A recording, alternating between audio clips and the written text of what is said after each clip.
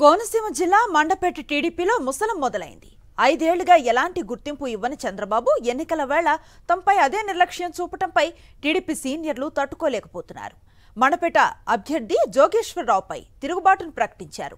Party మనుగడ కొనసాగాలంటే చంద్రబాబు తన నిర్ణయాన్ని పునరాలోచించుకోవాలని హెచ్చరిస్తున్నారు. డాక్టర్ బిఆర్ అంబేద్కర్ కోనసీమ జిల్లా టీడీపీలో పరిస్థితులు అనూహ్యంగా మారిపోయాయి. పార్టీ అధ్యక్షుడు చంద్రబాబు తీరును సీనియర్లు సైతం తప్పుబడుతున్నారు.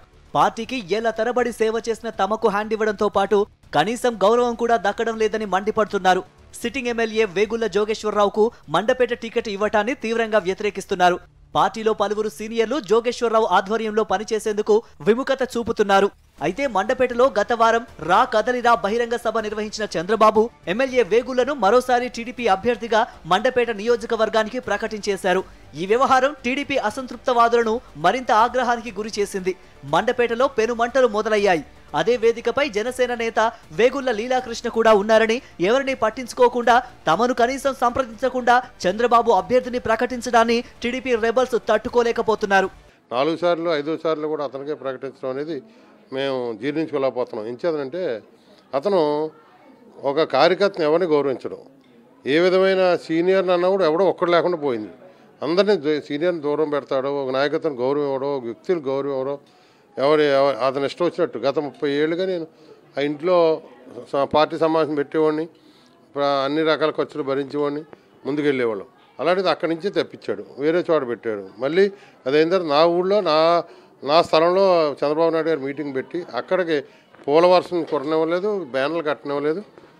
సరికదా అక్కడ పిల్లలు 10 లక్షల రూపాయలు డొనేట్ చేద్దాం వస్తే నా ఇంటికి కూడా రానివ్వకుండా చేశాడు. టీడీపీ జనసేన పొత్తులో ఉన్న సమయంలో కనీసం ఆ పార్టీ నాయకులను సీనియర్లను పట్టించుకోకుండా చంద్రబాబు తీసుకున్న నిర్ణయాన్ని తామంతా తీవ్రంగా వ్యతిరేకిస్తున్నామని బహిరంగంగానే ఆవేదన వ్యక్తం చేశారు రెబల్ నేత బాలకృష్ణ.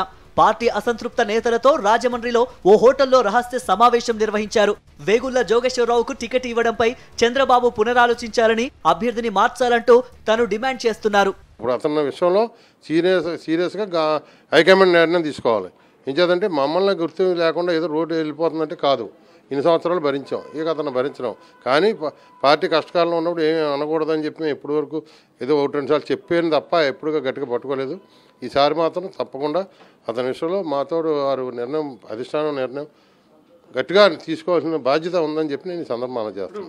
రెబల్స్ నేతల ఆగ్రహం ఇప్పట్లో చల్లారేలా లేదు. పార్టీ నుంచి రేపో మాపో బయటపడేందుకు సిద్ధమవుతున్నారు. దీంతో ఇప్పటికే మండపేటలో స్థానిక సంస్థల ఎన్నికల్లో చిత్తుగా ఓడిన టీడీపీ రానున్న ఎన్నికల్లో అసెంబ్లీ సీటు ఆశలు వదులుకోవాల్సిన పరిస్థితి ఖాయమైంది.